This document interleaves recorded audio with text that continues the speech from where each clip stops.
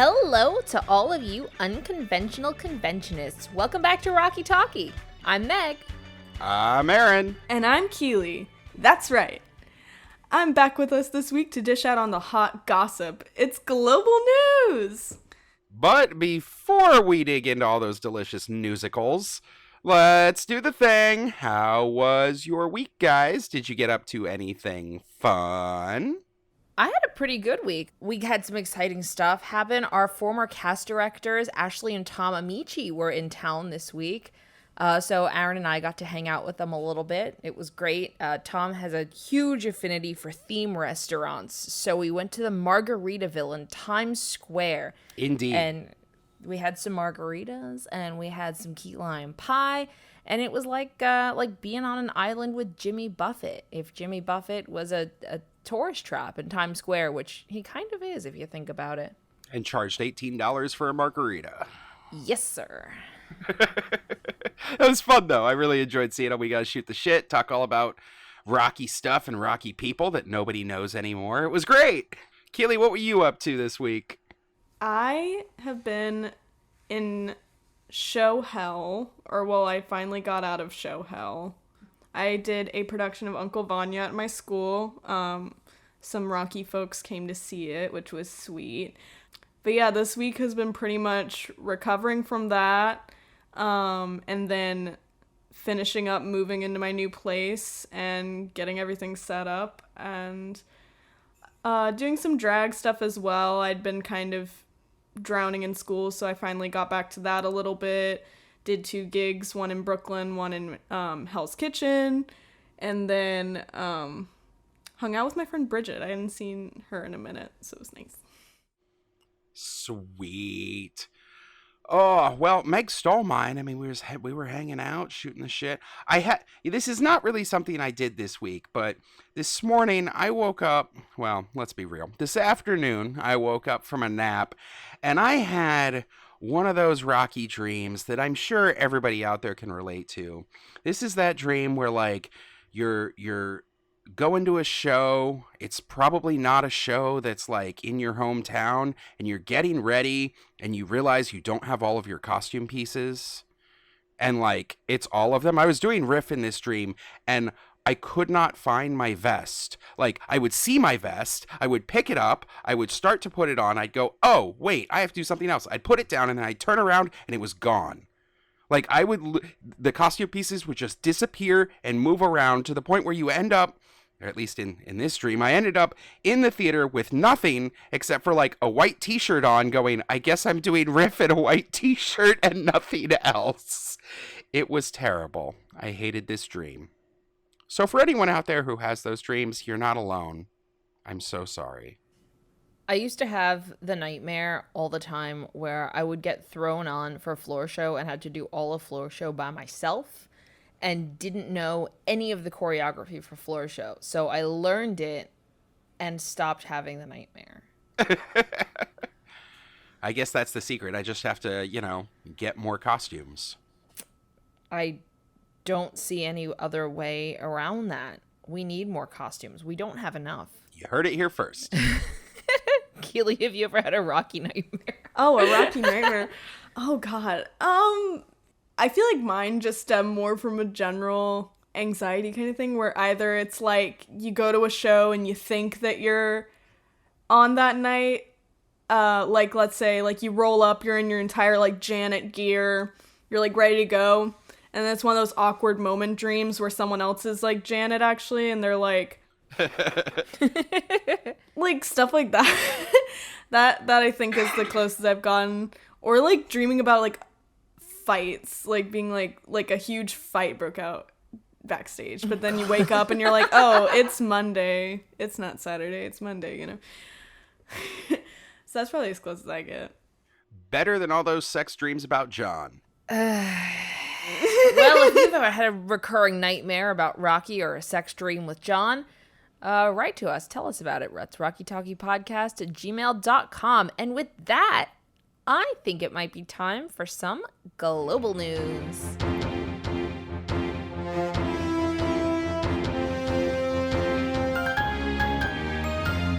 First up in global news, It's a downer. That's right. Barry Humpheries, the Australian comedian and actor, best known for his character Dame Edna Everidge, passed away at age 89. In our Rocky Horror world, we know him as that weird little game show gremlin Bert Schnick in Shock Treatment. The legendary performer reportedly suffered complications following a hip surgery. Humpheries' career spanned across 7 decades of theater, television, books, and film. In a statement from his family, they wrote, "His audiences were precious to him, and he never took them for granted. Although he may be best remembered for his work in theater, he was a painter, author, poet, and a collector and lover of art in all its forms. He was also a loving and devoted husband, father, grandfather, and a friend and confidant to many. His passing leaves a void in so many lives. The characters he created, which brought laughter to millions, will live on." For those who may not be up to speed on their Australian cultural icons, you may recognize Humpheries as the Great Goblin from The Hobbit, or as the voice of Bruce the Shark in Finding Nemo. And don't forget Spice World, that he also appeared in, alongside decades of talk shows, celebrity interviews, comedies, and of course the 2007 episode of the Dame Edna Treatment, where Edna interviews both Susan Sarandon and Richard O'Brien, and the three of them all do the time warp. Is that real? It is absolutely real. Barry Humpheries was one of the most ardent supporters and reviewers of the original Rocky Horror Show when it premiered on stage in 1973. In his review, he praised Jim Sharman as unarguably the second most gifted Australian actor in London. Which I suppose technically is an accidental slight against Richard O'Brien. When the stage show transferred, he wrote a review in Punch magazine. Part of it reads, "Rocky Horror is a lewd and lovable show, reeking with grime, gunpowder, and gusset, and laughter flows with a hemophiliac abundance. The musical theater is now surely the richer for Mr. Curry's Phantom Philatrix." Just prior, Humpheries had worked with the original stage show Janet, Julie Covington, in the 1972 The Adventures of Barry Mackenzie.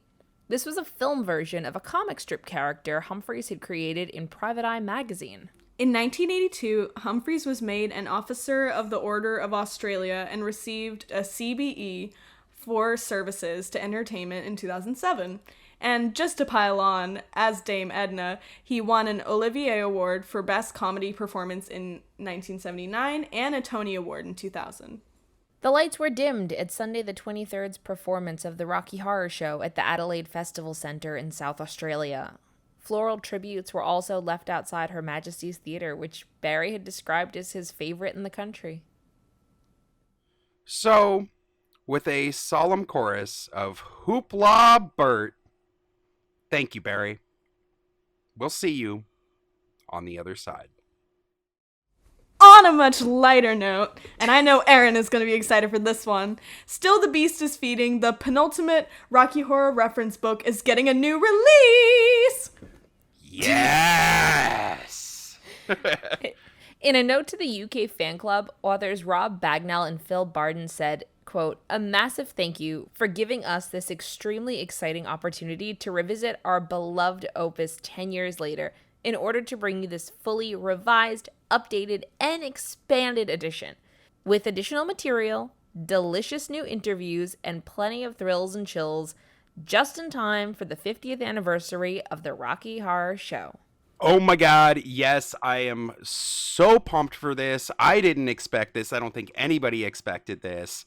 Super cool. Big shout out to both Rob and Phil for, going the effort and doing a new release. This is so exciting. Pre-orders are available now from their publisher, that's Telos Publishing. Although I will warn you that if you are in the US, shipping is ridiculous. As in like twice the price of the book ridiculous. I mean, it's coming from the UK after all. I am holding out hope that we might get a possible US or even just a digital release of this. No word yet if that's going to be in the cards. So I went ahead and had to pre-order anyway. Because of course you did. I mean, I've said it before, I'll say it again. If you are someone who really likes digging into the annals of history and the little-known details of Rocky, there are just a few books you really need, and Still the Beast is Feeding is absolutely in the top 5. And it is easily the most complete book when it comes to the stage show. I know I am pumped. I'm buying it. You should buy it too. And speaking of stuff to buy, new stage show merch just dropped for the 50th. Again, this information comes from the UK Time Warp Fan Club. We have a whole new set of shirts, tote bags, badges, a new brochure, and a set of super cool playing cards. Let me put it this way. One of them has Richard O'Brien's face on it, but he looks like a little tip. You know what I mean? Like a tip with eyes, just like hunkering down at you. Just the tip? Just the tip. Like it's just his head, so that kind of makes sense. This is like the O'Brien head that's on the that Absolute O'Brien CD that he put out a while ago, the one with the pink cover. It's basically that. It's easily a 30, 40-year-old picture of Richard. And he's making the face, it's his half of his head is his fucking bald head, and he's doing like the chin tilt down, eyes looking up, like MySpace thing, except it's at an angle where, wow, he really is all bald head. John would be proud. Who is buying playing cards? Because I feel like it's either magicians that smell like cheese, Aaron, or like, you know, or like someone who's gonna frame them. Yeah, I feel like you just listed 3 different qualities that Aaron has. Aaron doesn't smell like cheese! I don't smell of cheese. What? What kind of cheese? She said magicians, Aaron, or people who are gonna frame these playing cards, and you're all 3 of those. No. She also said they smell like cheese. I'm still a little magic bitch. Go fuck yourself. Why the fuck do you think I married him, Keeley? Jesus Christ. Can we talk for a minute though about the fucking logo that's on the rest of this stuff? I don't know. Logo? I don't know if you guys took a look. Go check out the link. This is in our show notes, guys. The Time Warp UK site has the full list of the new merchandise on their site for the 50th, and I gotta say, the 50th logo, it's the same logo that you've seen for the last God knows how long, except they've got a little 50 at the bottom of it. That's it. That's what it is. It's the same thing. I was excited when you said tote bag, because I'm one of those hipster fucks that, like, has too many tote bags, and I was like, ooh, do I add one to my collection? But that's just, you know... I mean, it kind of is giving, like, Harley Davidson energy.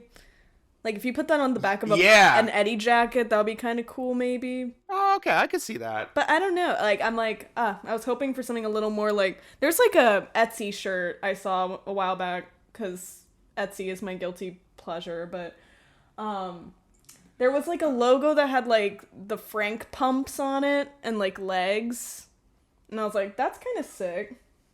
All right, yeah, no, I'm into that. I'm into anything that's not this. I mean, it's fine. It's just we've seen it all before, and it's pretty much the same thing. New brochure though, that's cool if you're into collecting the UK touring brochures and stuff. This is a really nice updated program that's got a bunch of photos, a bunch of interviews. So I mean, that's definitely worth checking out. And I mean, I don't know. I'm still here for the playing cards. I want them. They are pretty cool. They're a little creepy, but they're pretty cool. It's just the logo. I wish there was something else going on here, you know?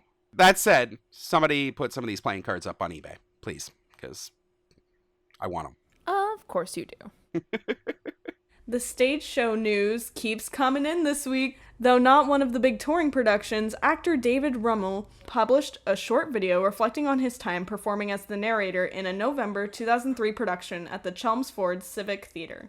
Yeah, so historically, and this might sound a little cold, there's nothing particularly noteworthy about this production. It is one of the many repertory theater performances of the stage show that has just come and gone over the years. Wow, you're a dick. But, hear me out. David's reflections on the experience are just downright charming and told in a very well narrated and conversational tone. Don't believe me? Well, here is a short clip from the video. I have to confess, when I first saw the show, I was a tad befuddled by the plot, and it only kind of made sense when I saw the film. But this is a show for the theatre, and its traditions and interaction with its audience is as traditional as pantomime, and any attempt to deviate from those traditions and the myriad of fans will soon let you know. So in 2003, I had another baptism by fire when I discovered that New Palm Productions were producing a short run at the Civic Theatre in Chelmsford. David has fun stories about the process, and it gives an interesting glimpse into the world of panto and touring repertory theater in the early 2000s.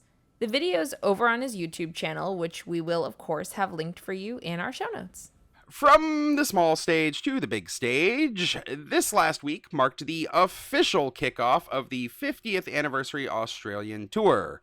This was kicked off opening night with Richard O'Brien himself getting in on the fun. Directed by legendary Rocky Horror devotee Christopher Luscombe, the show features fan favorite David Bedella playing his ever so iconic version of Frank. And because it's the 50th, the opening was full of stunt casting. From the X Factor and The Voice, there was Stellar Perry as Magenta, 9 to 5 cast member Ethan Jones as Brad, and So You Think You Can Dance's Laredo Malcolm as Rocky. Topping it off was Australian TV personalities Mike Warhurst as the narrator. Wait, so if Mike Warhurst was the narrator, what was Richard doing? Surely not Riff. The man's ancient. He's 81.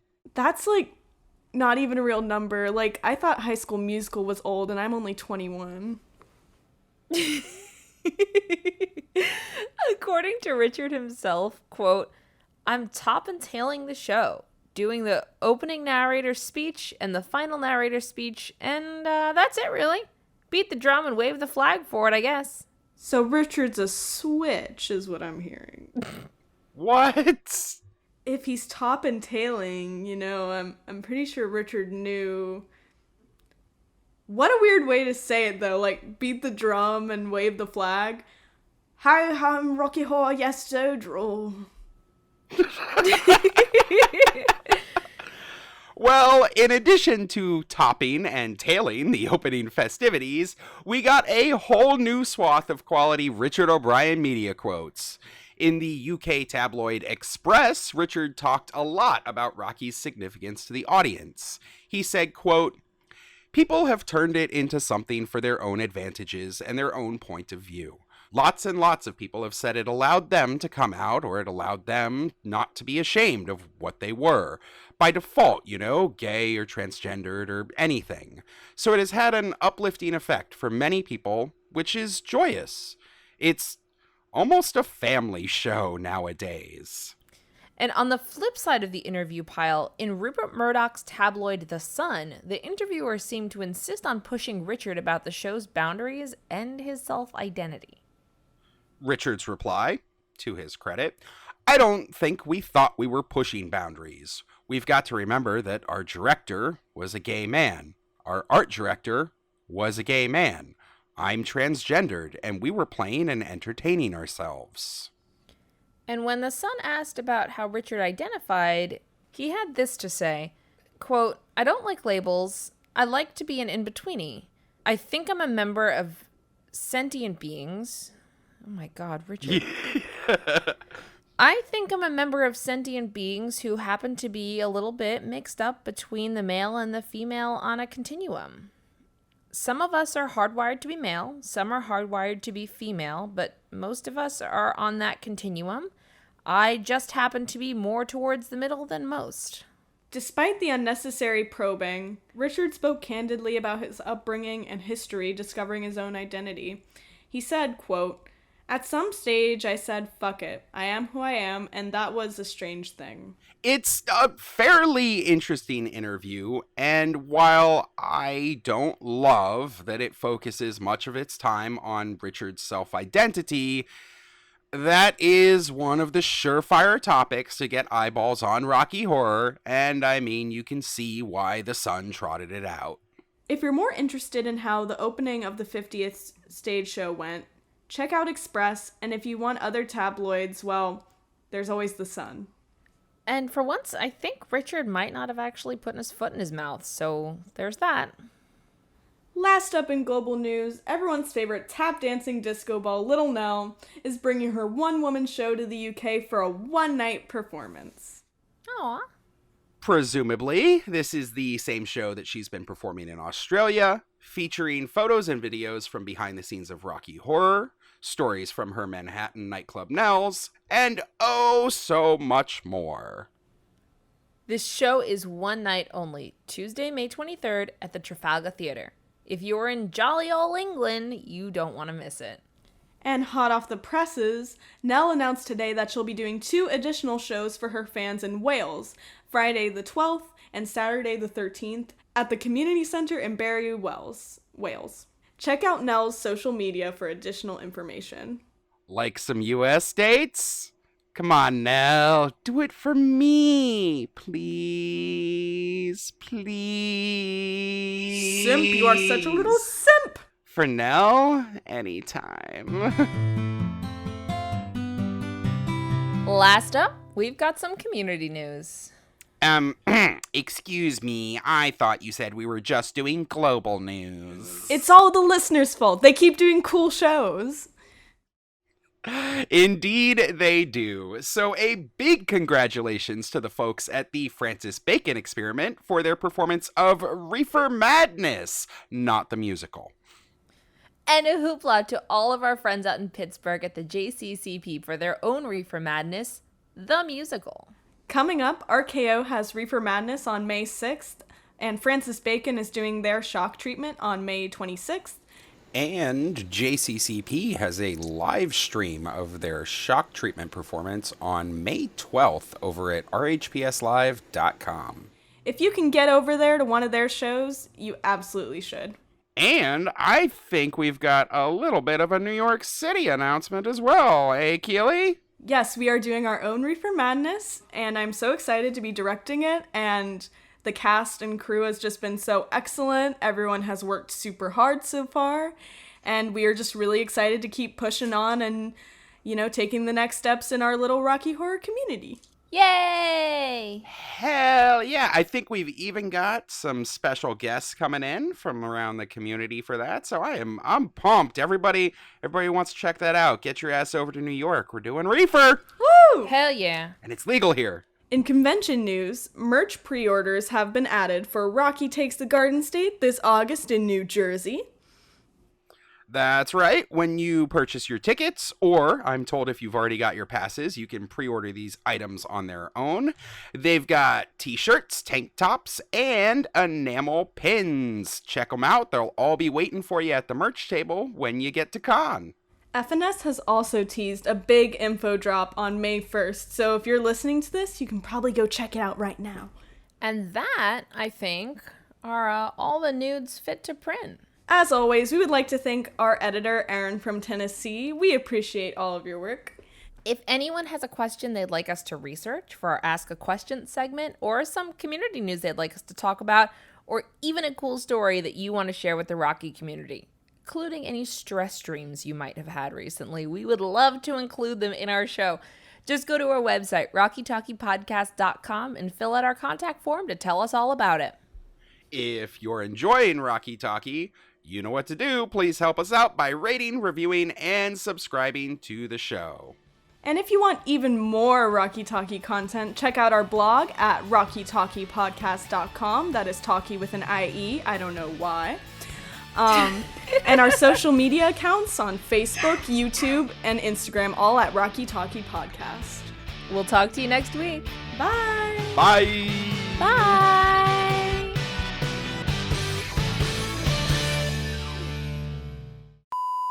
You're green. Okay. Womp. Sorry.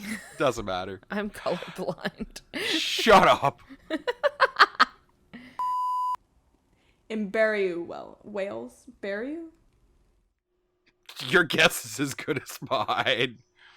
Barriu? Wales? Yes, on July 3rd, we will be doing our own Reefer Madness, the musical, at Our Wicked Lady. And who's going to be directing that, Keeley, for Inquiring Minds? Me. Now let's say it in a full sentence. Yes, I'll be directing it. The reason it's Rocky Talkie with an IE is because Rocky Talkie with a Y is already a brand, and it's a bunch of walkie-talkies for rock climbers. That's true. We got screwed over by the granola heads. We couldn't get the good domain, motherfuckers. IE is cuter. Our names Y is boring. I is cute. They're Cindy and Lori and